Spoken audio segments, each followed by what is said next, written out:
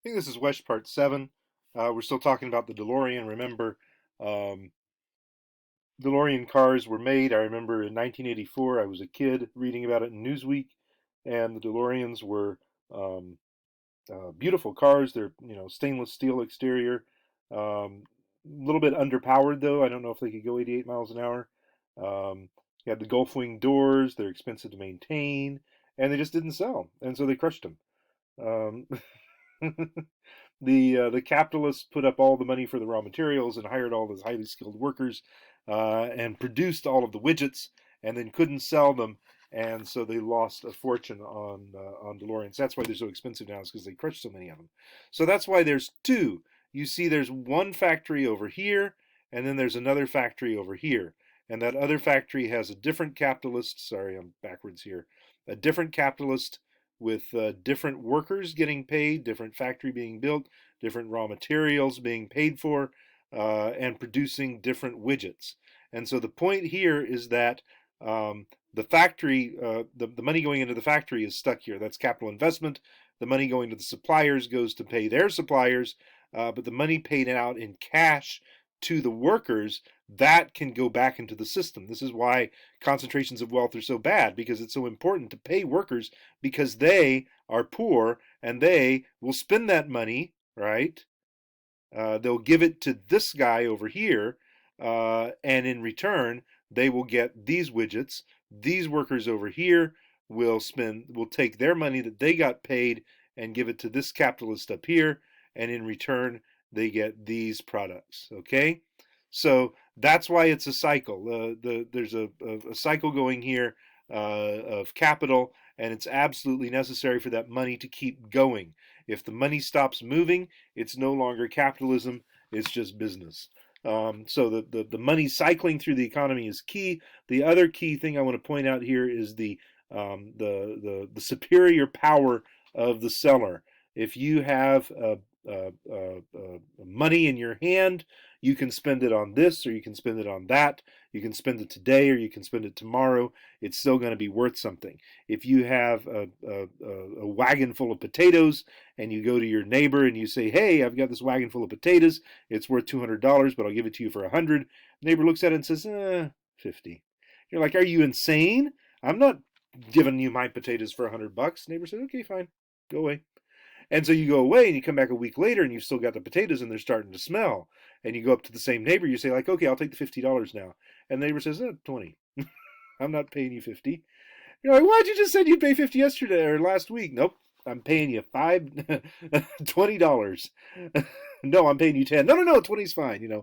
Please give me $20 for this load, because they're going bad, right? You need to sell. You need to move your product. If you have a product, you can't buy anything with it. You have to exchange it for money. So the moment of power for the consumer is when they have that money in their hand and they haven't paid it out yet. This is why boycotts scare industries, capitalists, CEOs. Everyone is terrified of boycotts, because a boycott can just ruin the whole point of this gamble. That I'm going to put all this money into this thing and produce this product, and then nobody will buy it, and it's worthless. If nobody's paying for it, it is worthless. I don't care how much they put into it. If no one will pay for it, it has no value in terms of exchange value. It does not. It is worthless in a capitalist system, and that's important to remember. So that's what we're doing here. We are receiving with the means of production, that's tools, technology, materials necessary to manufacture the commodities. The wages are paid to the workers in exchange for their labor. They then spend this money on goods produced by other workers. And so the key point here is that workers are buying the product of the labor of workers using wages paid for their own labor, but both have been transformed through money. When I have um, a, a relationship with someone and that relationship is mediated entirely by money, I wonder, how genuine is this relationship? Um, why are you in this classroom? Formerly you were in a classroom, you're sitting next to someone. Why are you sitting there? Because both of you paid money to Miami University to take this class. Why am I standing in front of you and talking to you? Because I am getting paid by Miami University to deliver this education to you. Why you say no, no, no? But I have other friends. I have real friends, And how did you meet them?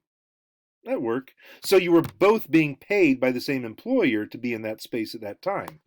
No, no, I have other friends. The guy who lives across the hall. Oh, a neighbor. So you both pay the same landlord for the right to live in that space. Think about it. You're so many relationships outside of family, uh, sometimes church, civic organizations. There's very few places in this world where your identity is not your identification with someone else is not wrapped up in money. It's very, very likely that most of the important relationships in your life are mediated by the almighty dollar. Um, and that is actually the point. The point is that when we look around and, well, you've been working next to the person, the old guy working on the line next to the other guy for, 40 years. And then he says, oh, my wife just died. You had a wife? Goodness. We don't know each other. We are so alienated from one another. We're all bowling alone. Alienation, a result of the separation of workers from the means of production and social interaction with other workers, Marx argued, was that workers became alienated. Having been separated out and individualized, the worker thus produced by industrial capitalism was the quote-unquote natural human being idealized by neoclassical economics. That is where Locke got it. It wasn't an empirical human being, it was a theoretical one. He was at the beginning of capitalism and he just reasoned it out. Logically, you have to have alienated human beings in order to have capitalism work.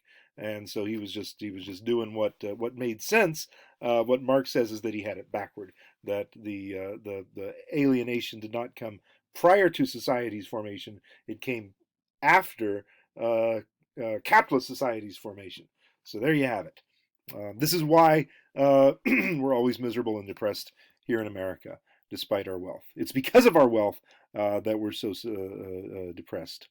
Okay, we will pick it up with chapter 5. I think no, chapter 6 is social infrastructure, social structure. So we're going to do social structure. We're doing that this week still, and then we're going to take we're doing 2 chapters this week because we're still trying to catch up to the quizzes, to the readings.